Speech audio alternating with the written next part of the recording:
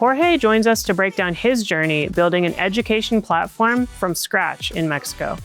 We talk conviction, sacrifice, and why serving others became the real growth strategy. You help kindergartens focus on education and less on administration and the work that goes around having a kindergarten and access to education.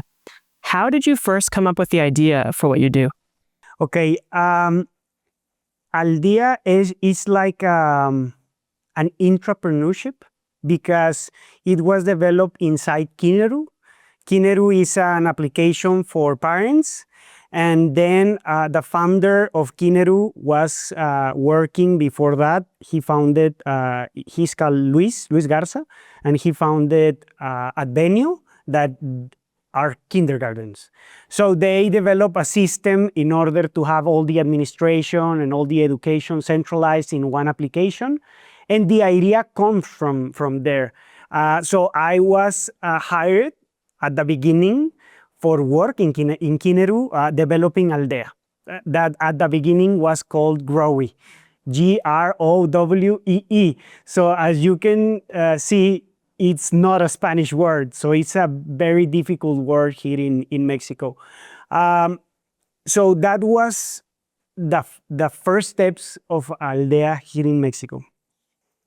After that, we start building the product. I was working in the back end. My background is in development and that.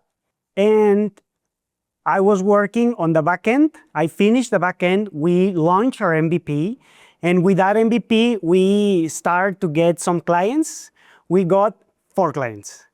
And after 1 month, just 3 clients. So 1 left. And then 2 clients. So another left the next month. So we are in the 3rd month of operation of Growy, and we don't have any clients. So if you don't have customers, you are gonna die sometime. So the investors of Kineru took the decision to close Growy, and we received an email. The email was, hey, you're going to be relocated in Kineru. You're going to have your works. You don't get worried about that. And I remember that was on the night, and I was reading it, and I was like, no. I don't have peace with this. And I just start writing an email to Luis, and I say, basically, I want to grow Growy, to help to grow Growy. And he replied, what will you do? And what are you asking? And I was reading my email these days, and I wrote, I don't want nothing, and you don't have to pay me nothing. I'm gonna sell, and with all the sales, I'm gonna be leaving. So we have just 2 clients. And when I was reading that, for me in this time, like 10 years after, it was like, no. You cannot have like nothing. You need to ask for something. But I think that in that particular time, I was committed with the purpose of Aldea, Growy. And I think that everything was about helping to the next generation. And I think that maybe we can talk about, okay, but you are helping the principals, the directors, the owners, you are helping the teachers, you are helping the parents in order to make payments in the platform. But at the end of the day, is keeping time for the kids. Because if the teacher can do better her work about reporting what is happening in the day, and it's like we have more time for the teachers, so they can focus more on the kids.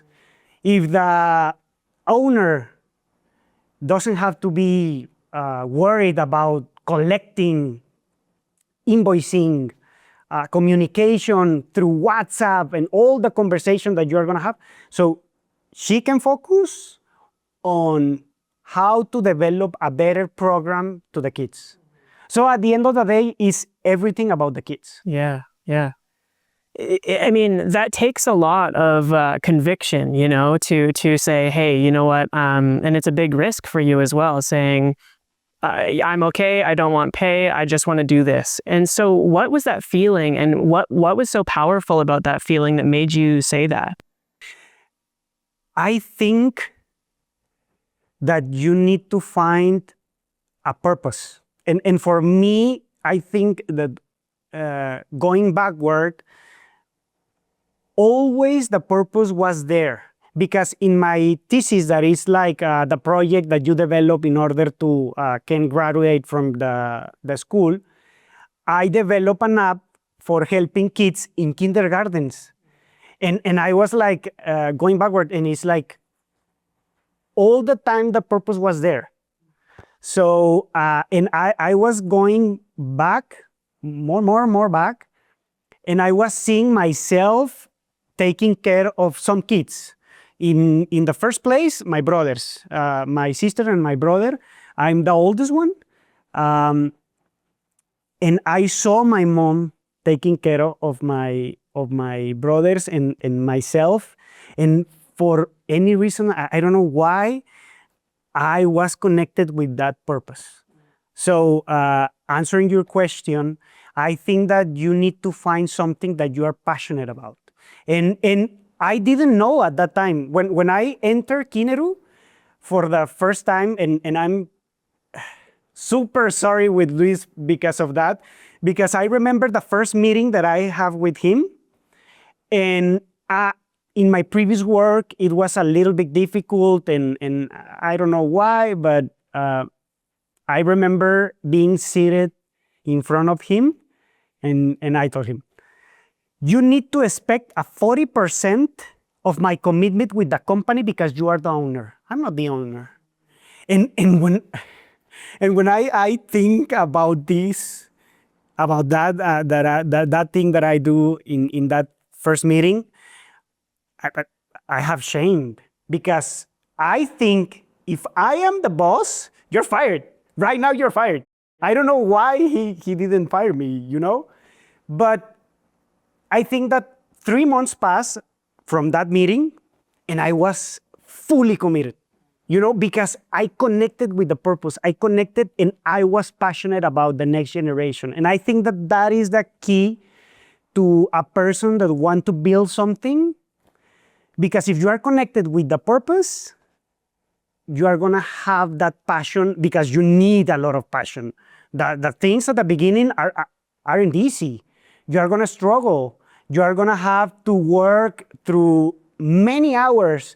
You are going to have to sacrifice some things that you want to do in order to be there. And as you can see in my email, it was like, I don't want nothing. Why nothing? Why my statement of, I don't know nothing? I don't want nothing in this particular time. I think that I could do it better in that time, but that reflects the passion and the commitment with the purpose of Growy in that time. He obviously took a chance on you, because you said you're only going to get 40% of me up front. Obviously that changed in the next 3 months. What do you think he saw in you at that time, at that meeting? I think that he has a talent that is getting the right people. And I cannot explain it, but he saw something. Maybe you can talk with him and ask him that question. But I think that I'm always, my father is a pastor in a church. So I have that, no, I don't know, when I'm talking, it's like, oh, I have this passion. So maybe he saw something like that in one meeting that I was explaining just one feature. And for me, this is the feature, the best feature that we developed until now.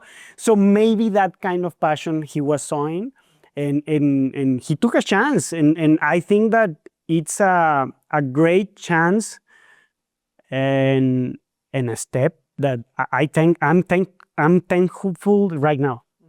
Yep. Fast forward 3 months when you sent the email. Yeah. Were you ever nervous that he was going to say no? I think that one of my thinking is the no, you already have it. You have the no. Because if I don't send that email, I have the no. It's a no. So I don't have anything to lose. If the answer is no, I already have it. If the answer is yes, we are gonna build, or at least I'm gonna have the opportunity to try to build something. And I think that at that time I was conversing with my parents and my grandpa and my grandma through the phone and in person, and I told all my family that I'm gonna do this, and I'm not gonna receive any payment for this. Luis was very thoughtful at that time, and he told me, I'm gonna assign you some money to do it, but that money, it wasn't even the half of my salary. So I'm gonna have to operate all the company with less than a half that just my salary. So, it's difficult. And my family was like, no. Again, you're taking, and for them, I'm a strict person, and I'm like, you are always taking chances.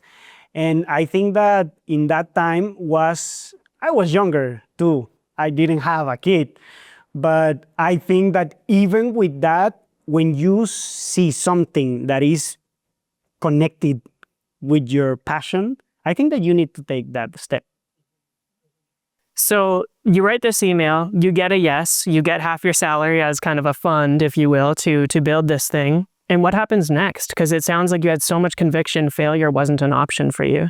Yeah, I think that is something that is very important, because you need to focus and put that on your mind. There is no option to fail.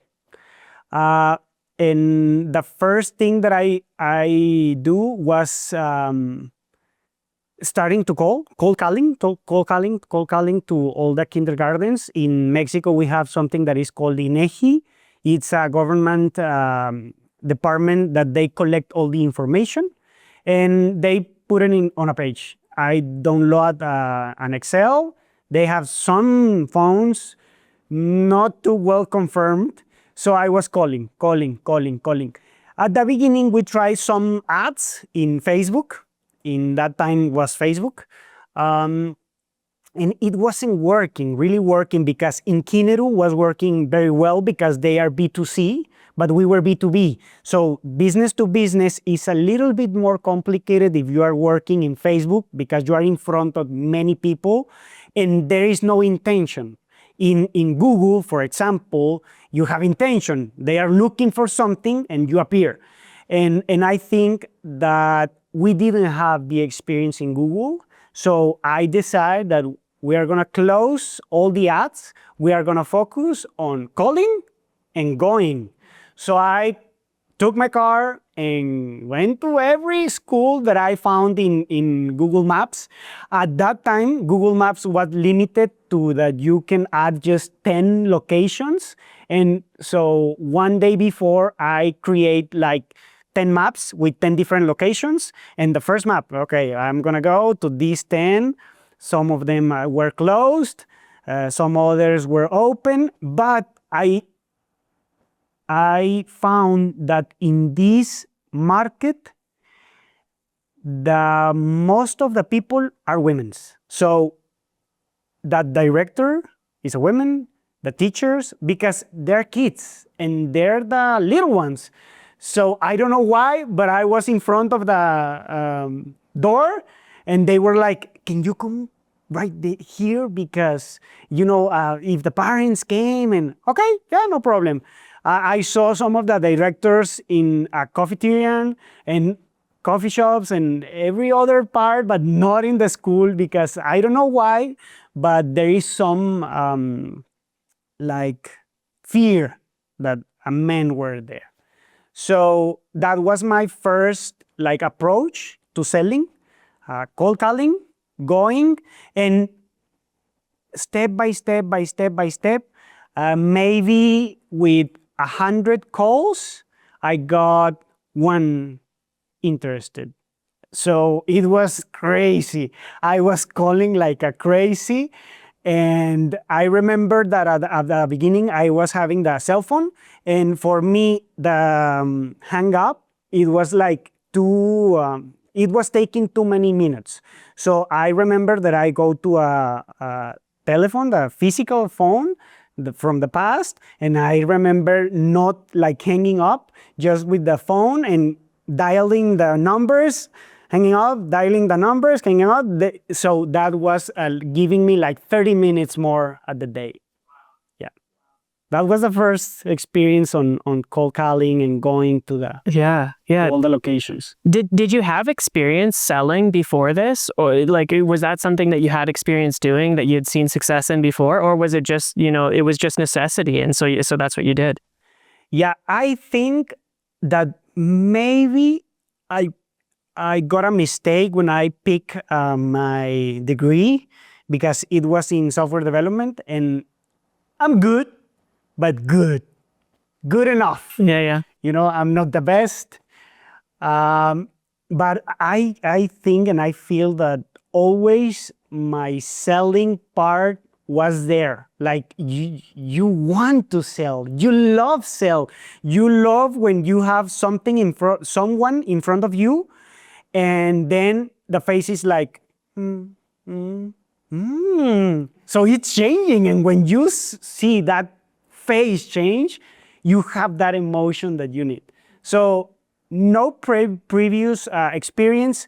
Yeah, maybe some sellings from some parts.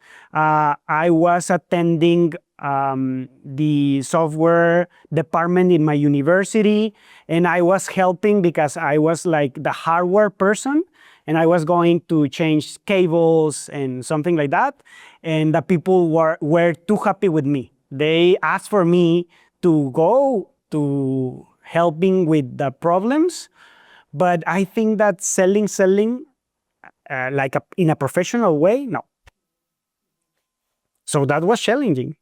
That was challenging for me. But you're obviously, it's kind of one of those things that you get addicted to, right? It's like you get the first yes, and you, like you said, you see somebody's face change because they start to understand, and you're like, I crave that. I want more of that, right? Yeah, and I think that's something that is very important for me, and I always try to leave this with my team, is we are not selling a lie. Because for me, here in Mexico, there a lot of people that it's faking it, or there are like scams. So for me, it was very important that in each presentation, we are going to present the platform as it is working. So we are not going to say, oh, the platform is doing this and this and this and that. And then when you arrive at the platform and you really test it, it's like, but you say that this was different. Oh yeah, but we are trying to. So for me, selling something that is really helping the teachers, the directors, for me, that was very important. So maybe if I was starting in another selling experience, you need to add this in order today to buy from you. Maybe that wasn't that excited, But for me, it was, we are selling the truth, and this is the platform, and this is how it's working, and not just your face change when you are getting the presentation, but when you are using it. I see in my demos, and I see when I'm like working with you, that this is really helping you. That first yes, it was like, oh, great. And I remember that one of the first yes was like, yes, and I was signing, and they pay, they add the card, and then I receive a call. The platform is down. No, come on, why the platform is down? And I was very excited at that time.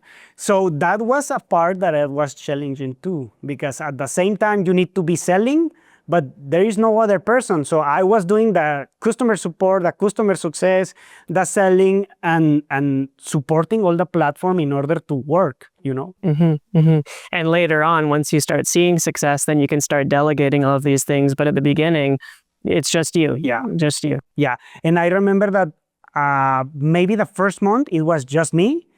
Then I talked with a friend.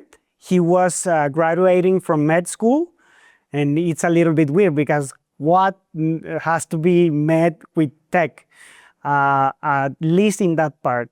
He was starting to study to one exams that you need to do in order to have a specialty, but he was thinking about it. I don't know if I want to do this or like start something. So I invite him, and I told him, I don't have money to pay you. So you need to came with me and took the same risk that I'm taking right now. And I think that maybe what I say, it was, we are gonna learn with experience and with money that isn't ours, because it's what we are collecting from the customers. And I sell it like we are gonna make an MBA, but in real life. So he was like, okay, I want to learn this. I want to learn how to build a company from scratch. So I think that he was a great help for me, because it was two minds working together. And I think that he joined like the month 2 or 3 after I took the jump. And are you still working with him today? Right now, no. We are working in some other things, but I think that 6 years after that, he decides to go and start with med and continue with his med. And because he loves medicine. He loves medicine. He's very passionate about it. I want to jump back a little bit to that period where the first 3 months where you said you started with 4 and then you had 3 and then 2. Why do you think clients were dropping off in that stage, in that period of time? Interesting question. I think that we didn't have we have the option to fail. As you know, and as I say before, after that time, I didn't have the option to fail. So I think that it was like, oh, you have your work, you have your money secured. And I think that the sellers, in the salespersons in that time had that option to fail. So you are going to receive your payment. You don't have anything to worry about, because we are trying something and it's supported by another company that is Kineru. And right now you don't have to worry about that. And after that, it was, we are going to close it. There is no more money for this, and we are not going to invest a penny on this. So for me, it was, you don't have option. You need, if you are in all time, I saw the other salesperson seated in the office, calling and writing and maybe sending some emails. But for me, it was, I was calling, next day going, and next day I'm all day long in the field, working, installing to the customers. O sea, I think that was something that it was very challenging. So we didn't have the option to fail. That's the power of conviction. Yeah, I think that is very important, because if you are trying something and in your mind is like, you have the option to fail. Okay, I'm happy with that. Or at least I'm in peace with that, you know? So for me, it was, no, you are not. And you need to demonstrate to other people that they put their faith in you. And you talk with your family and you tell, this is an intelligent decision, so I needed to work. You know? Yeah. Do you remember, so you turned it around very quickly because you had the conviction, you were making the calls, you were making the sales. Did you have another conversation? Was it Luis? Yeah. When you had another conversation with Luis, was he surprised at how quick you were able to change things? Yeah, I think that it was a surprise for them too. At one time, they were like, okay, we are gonna reabsorb Growy in Kineru. We are gonna use it for helping us. And sometimes it was like, we keep growing. He built another team to help me in marketing and in other spaces. But at the end, I think that they were surprised that it was selling. So it was the same question, why not earlier? And I think that the answer is because we didn't have the option to fail. So I had another conversation, and it's like skeptical. Okay, it's working right now, but you have another 6 months in order to keep growing and keep the space. If you have this space, we can assign more like assets or more things to you. And that was like the working pace with him. Yeah. And at this point, correct me if I'm wrong, it was still called Growy, right? Yeah. Yeah. So when and why the shift to Aldea? Okay. When they assigned some people from marketing to this, they were like doing some research with us, and they saw us, me and my partner, like cold calling and selling. So I think that in some cases they were hearing some of our calls, and it was like, why you need to spell the name? Because it's Growy. Okay, but it's pretty clear, no? No, it's not clear. It's Growee. So in Mexico, it's like, okay, hi, my name is Jorge, and I'm calling you from Growy. Where? Growy. It's like Growee. You can find us in growy.com. And it was like, okay, no, I didn't find it. Okay, I'm gonna send you through WhatsApp.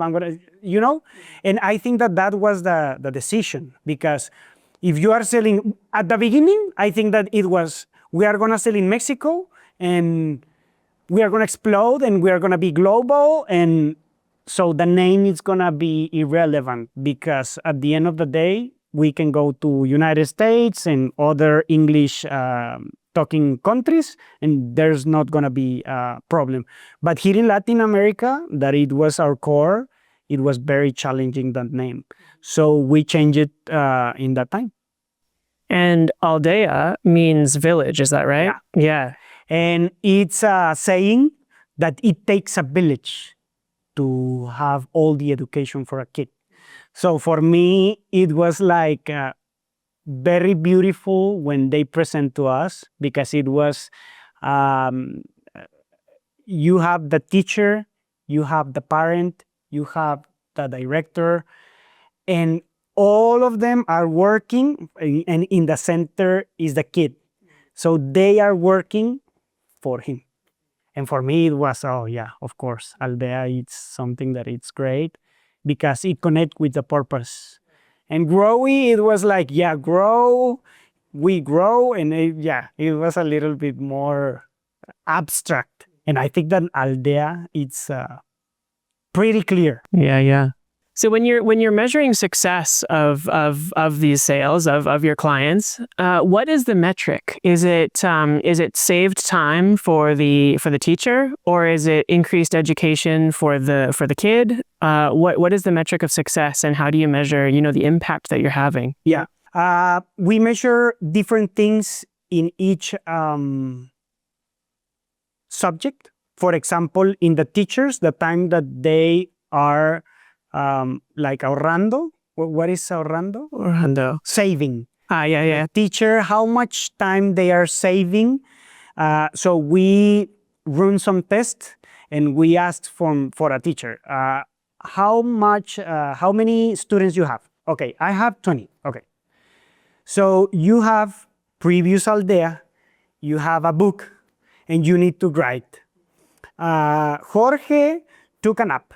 Jorge took a diaper change. Jorge, okay, you do it for your 20 students. So she was like, okay, and in the other hand is Aldea. So how much you are gonna take? Between 7 and 10 seconds, and have one activity registered for all the students. So for the teachers previous Aldea, it was like one by one, they are filling all the report, and with Aldea, they took around 200 seconds, okay? Because they have between 100 and 200, okay? 200. I'm pretty bad with the numbers in English. But with that seconds, they have a saving like 10x, because they needed to do it one by one. And that is not all the time that they took, because at the end of the day, they feel it. But then the parent comes and it was like, this is your book. They review it and they have questions. So, what happened with this and why? And in Aldea, it's like they are receiving it in real time. So in real time, they are like, okay. So he took a nap, diaper change. So through that day, they are receiving this, and it's pretty different. I don't know how to explain it, but a parent feels like peace. They are receiving this because in some cases, in many cases, I was present for this. The mother comes, the kid is, and then they leave it. The moms goes, the kid is now, and then after 1 minute, the kid is like, and the mom is heartbroken, So then after 1 minute, they send a photo of the kid, and they, Yeah. I have like my stress really going down. So that is from the teachers. The parents can pay now through the platform. So before this, they need to come down, go in line, and pay. Yeah, and they pay through card. And the other part that for the director, it's very challenging. And for parents have another things that they save in time, but they are more like consuming information. They are receiving information. And the owner, it's like when they receive a SPAY, here in Mexico, we have some that is wire transfer, but is SPAY, called SPAY here in Mexico. And when they receive an SPAY, they need to have a receipt that the parent sent, and then they receive, check it, go to the bank statement, and in the bank statement is reflect, yes, okay, confirm. So right now with Aldea, you receive a wire transfer, the kid has a unique number for theirs, and when they receive, it's automatically like review with that. So they are like saving all the time. In invoicing here in Mexico is different from other countries because you have invoice that are like the government has part on that, and they give you like a ceiling, And for that part, the parent needs to have some numbers, the school have to have some information and some numbers, and then they join this information and they go and send that invoice, no? From Aldea, they can do it automatically, so they are saving more time. Send reminders. It was WhatsApp, one by one. You have to pay, and here in Mexico, we have some challenges from collecting because we expect the last minute to pay. So the teachers are having this problem too. So with the card that we have, that it's auto-collected, they get the money before. But here in Mexico, it's still challenging because the parents still doesn't want to pay through card. They are using cash. So we have OXXO or we have 7-Eleven, so they can go to pay. And in wire transfers, they can do it. Wire transfers are good right now. Card is not to use it. And cash still is, maybe it's not a king right now. Cash is not a king right now, but it's a big part still. Why do you say card is less favorable? Yeah, because in Mexico you have a lot of scams.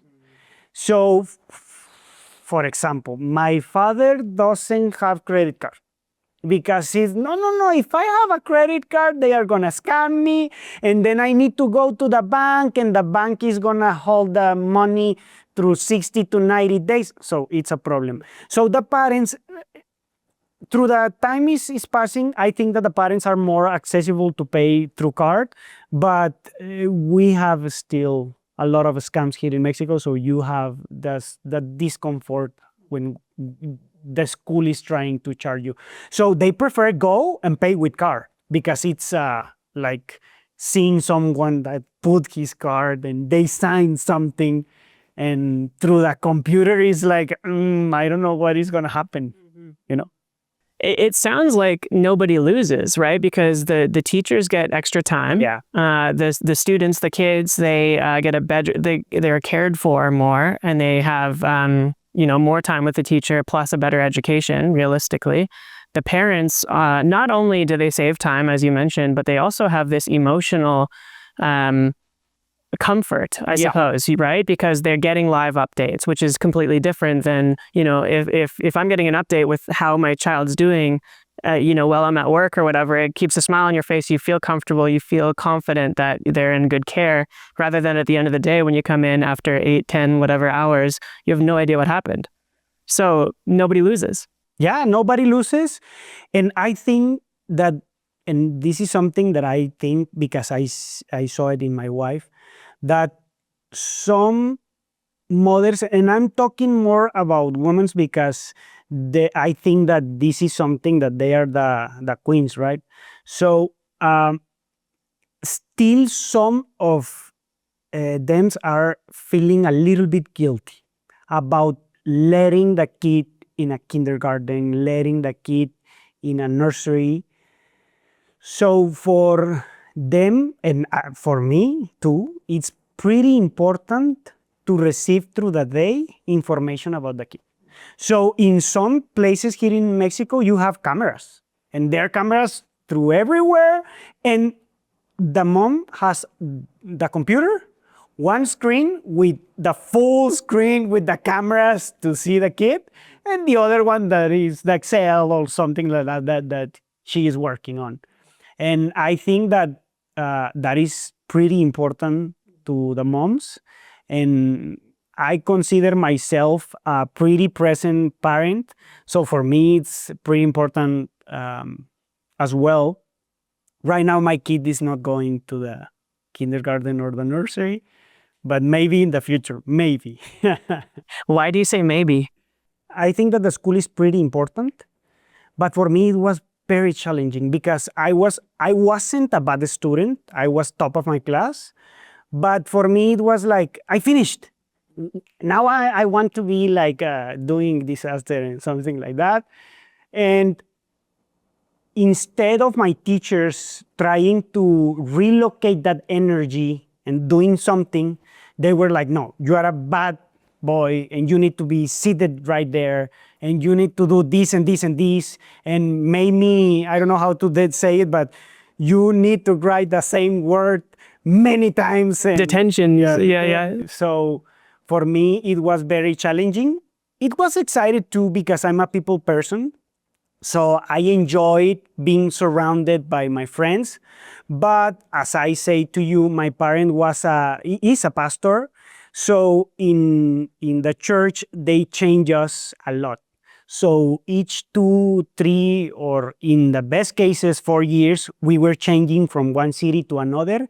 So I never became friend from, you have your childhood friends. I don't have it because at the end of the day, we were changing from one part to another. So for me, it was like, okay, I can go to the school, it's excited, but at the end, I know that I'm going to lose these friends. So I don't know if we can build something different. I think that right now there are some other options that you cannot pressure the kid in order to do something right now. And I think that for me, it's important to educate my kid, not to like outsource that. Yes. It's important for me, but I'm saying this because he has just 1 year. Maybe in the future, I'm going to change my mind. Yeah. Perfect segue. I was curious because you've been working on Aldea and previously Growy. Correct me if I'm wrong, 6 years? From what part? From when you started with Growy. Okay. To the change of name? No. In general, since from now to the beginning. Oh, no. It was in 2014. Oh, wow. Okay. So it's almost 10 years. No, 11 years, almost 11 years. My math is also terrible today. Almost Apologies. 11 years. Wow. Okay. I remember that it was in June of 2014. Okay. Over that time, you were obviously working on what you're working on, and but only recently, a year ago, you had a child. Yeah. How did that change? Did that change anything about your approach? Do you have I'm sure, like you said, your wife wants to kind of keep tabs on your child and feel comfortable and that sort of thing. Did you physically having a child change the way you approach the work that you're doing? Yeah, of course. For me, it's a transformational thing. At the beginning, 2 years ago, we were pregnant and we lost the kid. And I think that leaves in that time a mark on me. And in this second chance, if we can call it in that way, for me it was I need to be fully compromised. So we went to different courses in order to take action. What can I do? How can I be present? What is gonna feel my wife? What I need to do? How is gonna feel? What changes she's gonna have? And I even start doing videos in my Instagram, in my TikTok, in order to challenge some ideas that the parents aren't that needed as the mother, you know? And I think that the parent needs to take care for the wife, so the wife can take care of the kid. I know that both we are taking care of the kid, but as a man, I think that we need to take care of in this case, my wife. For example, in Mexico, we just have 5 days for paternity leave. That is for fathers. And for mothers, it's 3 months. But paternity leave, 5 days is not enough for nothing. I was taking more time because I was talking with my investors and all the people, and I telling I need to take time to my wife, to my kid, and to be present. And I remember that it was, wow, no. Another thing, my kid, he supposed to be in, I don't know how this parto natural is like, I don't know, but you have C-section and the other thing. We start in the other thing. My wife was 27 hours trying the kid go out, and no, he doesn't want. After that, we decided to go in a C-section. So he was exhausted. At the end of that, she was exhausted. And I remember that I have, can you picture the image? I have 27 hours with her. I remember that I even took a bath with her, trying to help her with the pain, and it was an adventure. And after that, it was like they were going out, my kid, and it was like, I have a lot of like sueño. I'm too, I don't know how to say it. I'm too exhausted too. So I saw my kid and I was like, he's a stranger. I doesn't know him. And I was like, but I need to decide right now that I need to take care of him. And I remember that they put it in my hands, and then with my wife, and he was like, in the moment he felt my wife, it was like pure peace. And for me, it was like, oh, we are his safe place right now. So we need to take care of this little human being. And I think that I saw everything different, because now when I'm thinking about parents in Aldea, it's like, okay, you need to think what you want right now. And you need to think that they want the best for his kids. They do everything for his kids.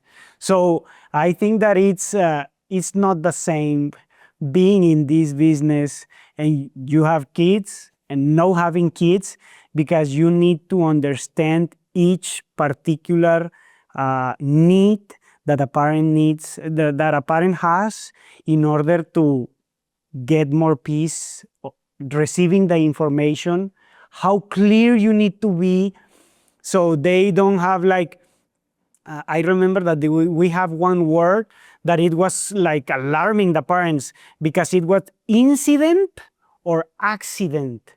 Accident is like, oh, come on. And at the beginning, we were telling like accident. So the parents were accident, the parent is there 30 minutes after, 20 minutes. She leaves the work. She came running. So no, it just, he felt and no problem. Yeah, it's okay. It's a different understanding, a different approach, because you are physically, you understand it through a different light, right? Yeah, interesting.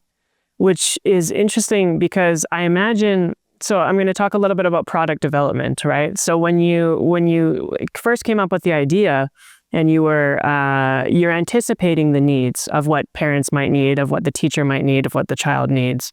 But when you actually put it into practice, that can change. Well, not change, but develop, right? So how do you listen to the needs of all of these different stakeholders, if you will, or clients or customers, and iterate to make a better product for everybody? For us, it's pretty important, and I think that it's something that is different in the United States, in Europe. Here in Mexico, our customers want a personal attention.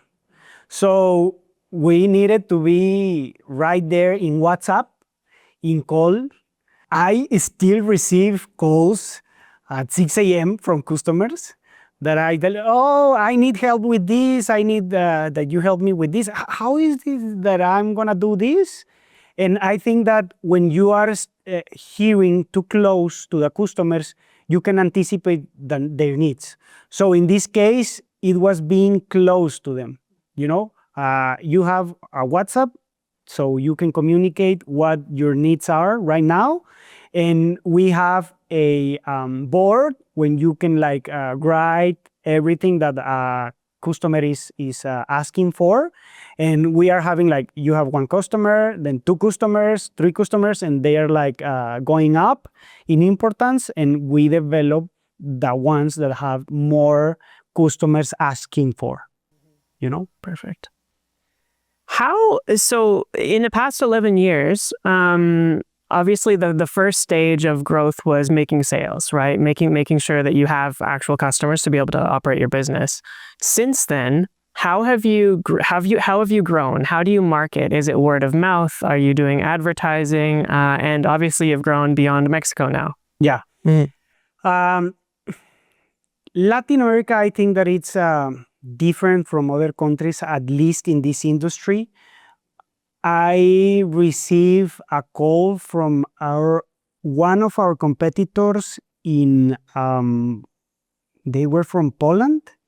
They came to see us, and they were starting, I think that 3 years after us, there in Poland, and they have like 10x our customers. And for me, it was like, oh, it's me. I'm not sufficient. I'm not good enough.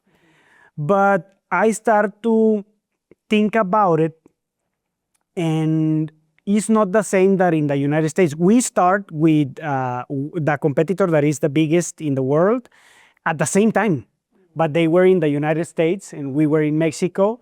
And in the United States, it's like you sell one and you can sell 100 because one has 100 nurseries. Here in Mexico, you have one director with one nursery, one with one kindergarten. So you need to go with each of them and ask them for a meeting. You know, it's a different than in other parts. So for us, it's word of mouth. Then we start to develop a strategy for meta ads that right now it's called meta ads, but in the beginning was Facebook. And we have some presentations in live with some customers. But I think that our most successful channel right now is Meta. Yeah. And even when I think that Google were gonna be the place to be, but in Mexico, there are no sufficient searches. So the directors are not searching for it. It's something that they are not having in the top of mind. So we need to create like this need for a platform so they can update your kindergarten, so you are going to be better in communicating with your parents and so it's difficult to go with each of that directors to have it. Yeah, it's that concept that you don't know what you don't know, right? And so it needs to be presented to these people so that they understand what the difference is without and with. Yeah, and our customers are between 40, 35, and 55. So they weren't too techy enabled, So in tech, they are like too far from being in top right now. So it's difficult to get to them. And right now, what we are seeing is that in some cases, they are like inheritance for their kids. And they are looking for us because they are more tech enabled in that particular place, Has that been a barrier? The fact that people aren't necessarily tech forward, or not at all? Yeah, one of them is internet connection. In Mexico, yeah, we have internet connection in most places, but in some places it's not the high quality. So when you are uploading a image, for example, it's a little bit difficult. When you are uploading a video, you didn't say. And so we need to be focused on optimizing all the resources in order to they upload very fast. And maybe in some cases they are going to lose some quality, but they are going to have the internet. And another thing is that the parents doesn't have, in most cases, unlimited access to data, like in your cell phone. You need to be through Wi-Fi. So in some cases it was, oh, I'm gonna see the photos. No, because if you see all the photos, you're gonna end your plan from your cell phone. And it was like, no, Aldea is consuming a lot of resources. Okay, but you have just... It's the trade-off. Yeah, it's a trade-off, Is it part of your plans to expand beyond LATAM, or are you focused on LATAM right now and see where it goes? Yeah, of course. We want to be in all the world, of course. I think that right now we are better in Latin America. And I think that something that is very important is like in Latin America, we have a lot of needs right now. I remember that maybe at the beginning, like 2 years after starting with Growy, I was going with a group of friends to jails in order to visiting the person there, but it was pretty challenging. After that, we go to a place where drug addicts goes, but I think that with that friends were like, no, we are not connecting with these people. Or maybe, yes, we were connecting, but we cannot have like the impact that we wanted, because I've never been a drug addict, I never been in that place, or I'm never been in a jail. And then we start to go foster home, that they were from kids. They separate girls from boys. We were visiting both, and we were like 8 years visiting every Saturday. We were visiting them. Like a year ago, they closed. Here in Monterrey, in Nuevo León, we just have 32. Right now we have 30 because those two closed. And I think that that was connected with the purpose too, you know? So I think that if we are not solving all the problems here in Latin America first, we cannot go to another countries. And I think that it's going to be very challenging. I think that we need to develop a plan in order to go there. Right now, the plan is conquer Latin America. And I think that the thing that it's going after, it's globally. Yeah. Awesome. I can tell that you have so much passion for what you do, you know, the way that you talk about it and your energy and that sort of thing. It's incredible to feel. There are so many people potentially listening to this conversation right now that are searching for that thing. You know, maybe it's starting a business, maybe it's a hobby, whatever the case may be. They're searching for that passion. I'm curious from your perspective, how do you know when you've found the thing that you're intended to do?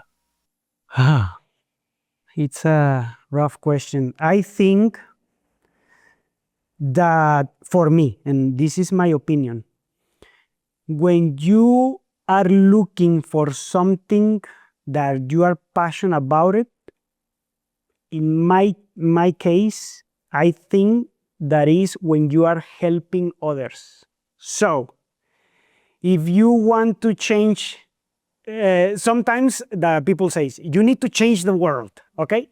But for me, it's you can change the world of someone. So if you change the world of this kindergarten, for this example, you are going to change the life for the teachers, the director, the kids, and the parents. So I think that when you are looking for something that you are passionate about it, you need to find it helping someone. So I think that if you, I don't know, talk about NU in Latin America, they are trying to make accessible the banking system to every person. It's something like that, okay? So I think that at the end is helping the other people, and then you find your passion. If you are trying to make money, okay, but if you set a goal, it's like, okay, suppose that I'm going to be public, my company. So you complete that goal, what is next? What is next for you? I think that you need to enjoy the ride, you need to enjoy all the travel that you are having through this life. And if you have just one goal, I want to make my first million. Okay, you're gonna make your first million, and then what? You're gonna need 10, and then 100, and then there is no limit. So if you enjoy this ride, I think that that is something that is important. And I know that you need to set goals, you need to have it, but you need to enjoy, you know? And if you are not enjoying, then you are gonna drop it in some, okay? So I think that is very important, because when you have that passion to help someone, it's always gonna be someone to help. And then you are gonna have that smile. I think that when you give, you receive more. That is something that I found in myself. When I went to that foster home, for me it was the greatest experience of all my life, being with that kids. When they told me that they were gonna close, it was like they were robbing my family ago. Right now we are like trying to help them because they are in different foster homes. So now they are not centralized. We need to go to different homes. But at the end of the day, I think that if you found that passion to helping others, you are gonna change the world for someone. Mm-hmm. One small step at a time, one child, one parent, etc. Yeah. What does success look like for you and for Aldea? I think that we need to grow faster, as I saying, and other competitors from other parts of the world are growing faster than us. I think that we need to find that formula in order to go and know every director in Mexico, or backwards. all the directors knows Aldea because I know that is gonna help. I don't know how to sell it if they don't see me, you know. So I need to every owner of a kindergarten saw us. So I think that that's something that we are working right now how to do it, and I think that after that we need to build a company in order to attend all that needs, you know. So the first steps is find the correct channels. I think that Meta, LinkedIn, Google can be great allies. Word of mouth, conventions, I think that that is something that is important too. And maybe I think, and for all the years that I have in this, that in the future, we or someone are gonna unify all the platforms or many of the platforms, because I think that we can be better like Together. yeah, together. Because at the end of the day, I want to help the kids, you know? So I don't care if it's with other company or if other company join us. At the end of the day, I need to every schools knows about Aldea in order to be in all the schools. So acquisitions, that sort of thing, are not off the table for you. That would make sense because it would be a global mission to help these kids. Yeah. I think that in each country, there are kids that need helps. Mm-hmm. Their parents, their teachers, their owners that need Aldea, that need another platform to do it. And at the end, it's the purpose, you know? So for me, it's not I don't know how to say egoísta, but it's not like, oh no, this is mine. And no, for me, it's a purpose that we are following. And I think that our investors has that same vision, the vision of helping, because they have universities, they have Kineru, they have nurses, they have a lot. And I think that it's a pretty robust corporation that is intended and it's created to help the next generation to grow, to learn, and to change the things, because there are things that need to change too in universities, in nurseries, in the education, and I think that they are doing it. We are doing it. I was going to say, it's apparent that you're doing that. It's awesome, yeah. If you were to leave, or if you were to give a piece of advice to yourself 11 years ago when you started working on this, that you've learned along the way, what would it be? I don't know. Don't be too hard. I think that at the beginning, I was too hard with myself. But at the end, if I wasn't hard enough, maybe you wouldn't be here. Yeah, I wouldn't be here. So, difficult question. Maybe let me think about it and I'm gonna respond that. Yeah, we'll come back. We'll come back on that one. Jorge, this has been incredible. Thank you. Thank you for sharing your experience. Thank you for sharing your passion. And I think you're right. I think you said somewhere along the way here that the biggest barrier is that people just don't know what they don't know, right? And so the more that we can spread the word and share that, you know, we can help these kids more, we can help these parents more, we can help these teachers more, then the global mission will become accomplished. So, for me, one of the things that are pretty important are discipline. For example, being in time for a meeting is very important. And here in Mexico, if you are gonna meet with someone, it's like, we are gonna be seeing at 8 a.m. And it's like 8-ish, 8:30, 8:45. And for me, it's like, no, you need to be like in that way.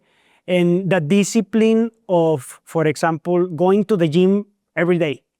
So I think that the advice is help your team to do it. My team. With my first employee, that it was my friend, I was like every morning going to their house and picking up. We are gonna go to the gym, because if we are healthy, we are gonna be better in work, and we are gonna have clearer mind, and we can sell better. So it was with the first one. And for me, it was each of the person that came here. Then the pandemic arrives. It was pretty difficult with my team. I was trying. And for example, it was like, we are gonna have every day, we are gonna doing exercise through the computer, and I'm gonna be there. What do you want to do today? Yoga. Okay, we're gonna make yoga. What do you want? Weights. Okay, we're gonna do weights. Running. Okay, we're gonna run through the, okay. But I think that right now, I don't have right now that, and I think that my advice can be, you never forget about that. Because if your team is healthy, the company is gonna be more healthy, the customers are gonna be happier. That is something that I think, maybe I don't have the proof, but I think that discipline is very important for each part of the team members.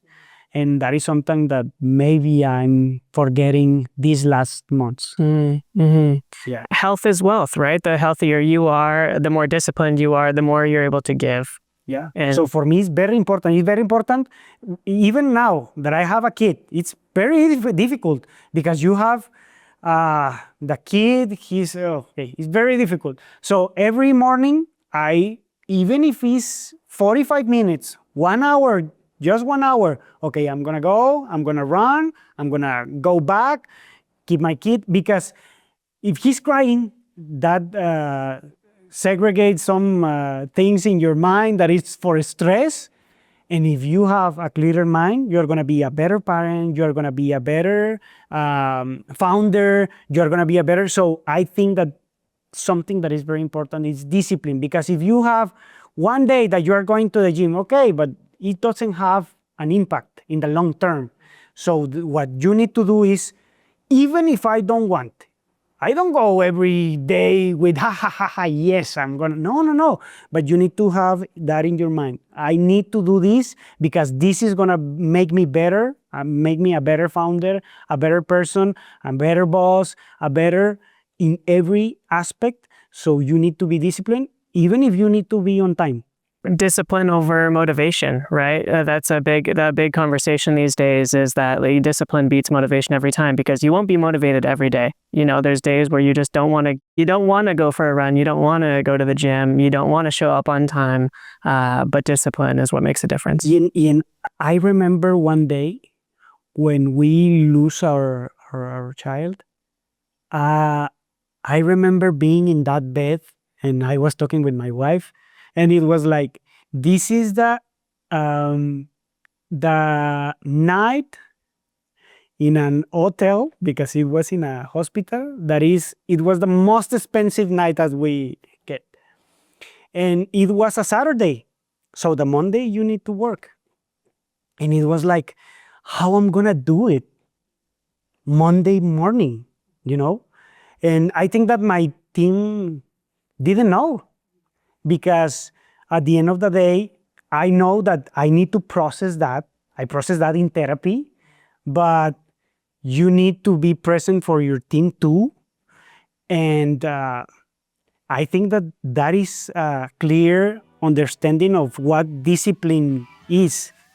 There are days that you don't want to be there, but you need to be there because you take a decision of being a founder, be present, and even in the hardest moment, you need to be there. I can't think of better advice. Yeah, that's my advice. Thank you, Jorge. Thank you for having me, guys. This has been awesome. I really appreciate your time today. Okay, thank you.